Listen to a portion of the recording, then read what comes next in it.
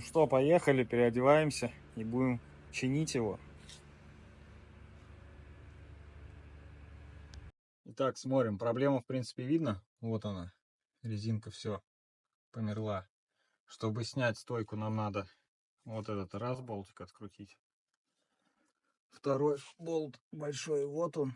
И саму стойку сверху мы ее открутим, если все получится. Сейчас мы это все почистим, зальем ВДХой и начнем. Вот так. И сверху мешает распорка. Распорку снимаем, спускаем воздух. Вот. Но в этой стойке не было воздуха, поэтому ничего страшного. Так спускаем тихонечко, чтобы не стрельнуло ничего.